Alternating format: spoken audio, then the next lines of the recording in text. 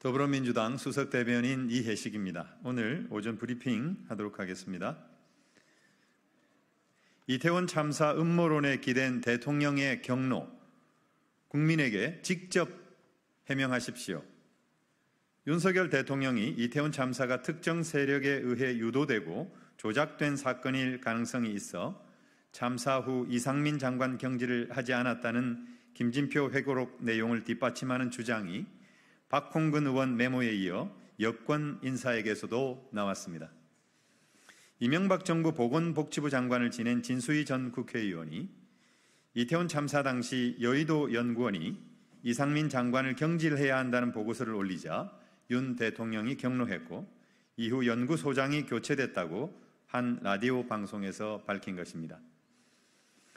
국민의힘 내부에서도 참사의 정치적 책임을 물어 이상민 장관을 경질해야 한다는 여론이 일었던 것은 주지의 사실입니다.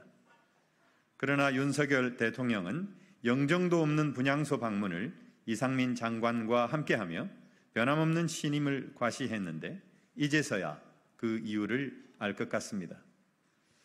그 같은 대통령의 삐뚤어진 상황 인식 때문에 이태원 참사의 진실은 아직도 밝혀지지 않고 있고 참사 재발 방지책 수립은커녕 참사 책임자들에 대한 최소한의 처벌도 이루어지지 않고 있는 것입니다. 이태원 참사에 대한 정부의 대응은 처음부터 끝까지 비상식적이고 초현실적이었습니다. 논란이 되고 있는 김진표 전 국회의장의 회고록 내용이 타당하게 느껴지는 이유입니다. 국회 홈페이지에 올라온 윤석열 대통령 탄핵 청원이 열흘 만에 80만 명에 육박하고 있습니다.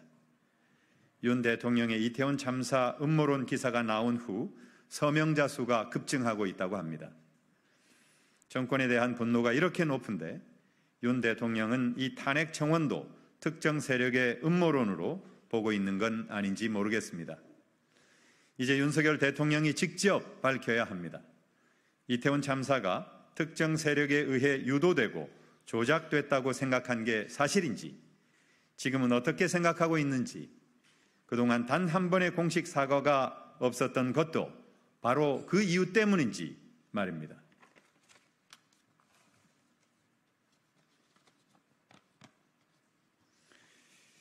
검찰은 윤석열 대통령의 사설 정치보복기관이 아닙니다.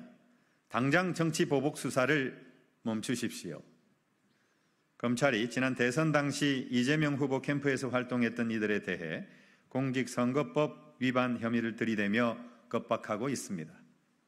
언론 보도에 따르면 지난 대선 당시 이재명 후보 대선 캠프에서 활동한 혐의로 김정섭 세종연구소 부소장과 국방대 소속 교수를 수사하고 있다고 합니다.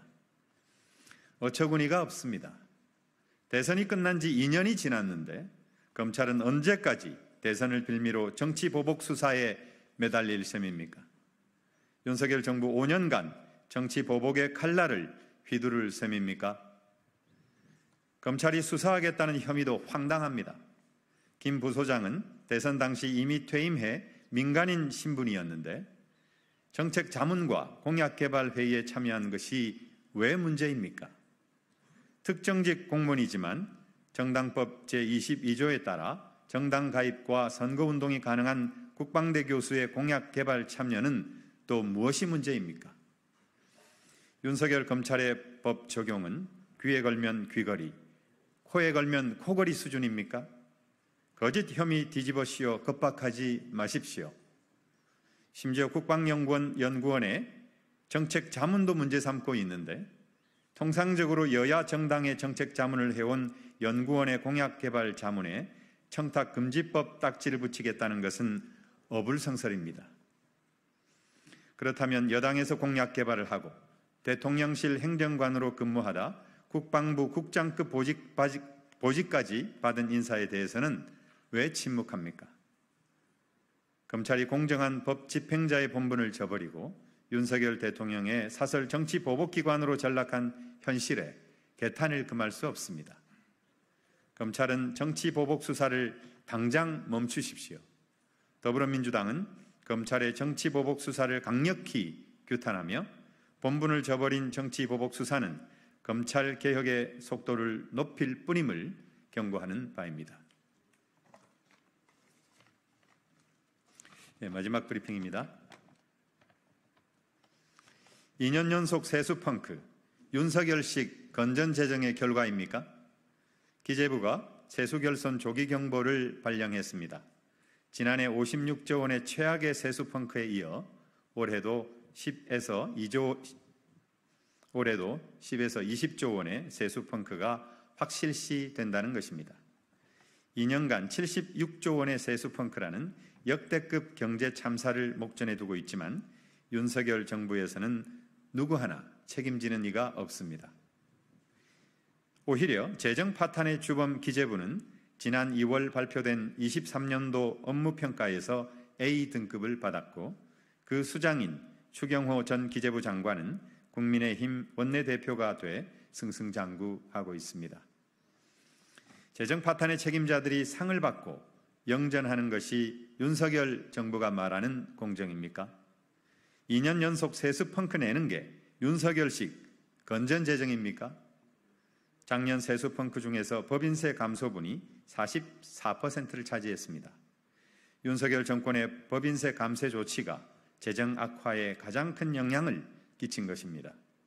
반면 근로소득세는 22년 57.4조 원에서 23년 59.1조 원으로 오히려 증가했습니다.